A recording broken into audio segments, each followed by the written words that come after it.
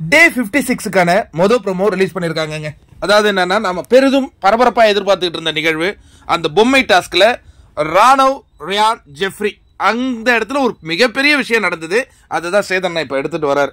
First இப்படி தான் சொல்றாரு, ஜெஃப்ரி, ராணவ், ரயான், நீங்க 3 பேரும் எழுந்து நில்லுங்கப்பா. ஓகே.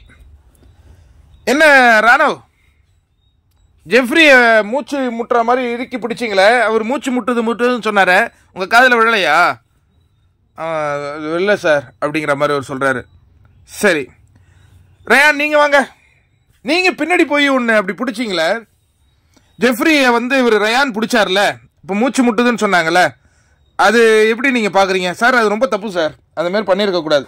நீங்க போய் மஞ்சரியை பிடிச்சிங்களே, அது எந்த கேட்டகரியில் வருது ரயான் அப்படின்னு சேதனை கேட்கும்போது, ஆமாம் சார், அது அந்த கேமினுடைய ஒரு ஹீட்டடில் நான் அப்படி பண்ணிட்டேன் சார். ஏன்னா என் பொம்மை உள்ளே போவே இல்லை, எல்லாரும் அந்த ஜெஃப்பை பிடிச்சி இழுக்கும்போது நான் எப்படியாவது இந்த ஆட்டத்தில் இருக்கணும் அப்படிங்கிறதுக்காக நான் என்ன பண்ணேன்னா, மஞ்சரியை உள்ளே போகக்கூடாதுங்கிறதுனால அப்படி பிடிச்சது சொல்லிப்பா.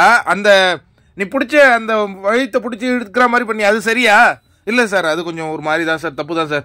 சரி, இதெல்லாம் கேமினுடைய அந்த ஹீட்டட் ஆர்குமெண்ட்ல பண்ணிட்டீங்களா ரயான்? ஆமா சார், அந்த கேம்ல பண்ணிட்டேன். ஓகே. கேம் முடிஞ்சிருச்சுன்னு பிக் பாஸ் ஒரு பஸர் அடிச்சாரா சார். அதுக்கப்புறம் என்னப்பா அப்படி துத்தின்னு போறேன், ஷாவ் அடிச்சிருவேன் அப்படின்னு சொல்லிட்டு போய் ராணவ் அடிக்க போறியே, அதுக்காகவா இங்க வந்தீங்க? பிக் பாஸ் வீட்டுக்கு அதுக்கு தான் வந்தீங்களா? 100 கேமரா பார்த்துக்கிட்டு இருக்கு, வாரம் நான் வருவேன், என்ன மாரி நீ அடிச்சிருவேன் உடச்சிருவேன்ட்டு நீ போய் ஷாவ் அடிச்சிருவேன்னு போன, எதுக்கே உள்ள வந்து விளையாடுறீங்க, என்ன கேம் இது அப்படின்னு ஹாஷா பேசின உடனே வேர்த்து நடுங்க நிக்கிறாருங்க ராணவ். அதாவது அந்த முன்னாடி உள்ளதை கூட ஒரு game format heat of the மொமெண்ட்னு அவர் கடந்து போறார். ஆனா பஸ்ஸரை அடிச்ச உடனே கை நோங்கிட்டு போறியா, கேட்கறதுக்கு யாரும் இல்லைன்னு நினைச்சிட்டியா அப்படின்னு உடனே விளவலத்து நின்றுட்டு இருக்காரு ரயான்.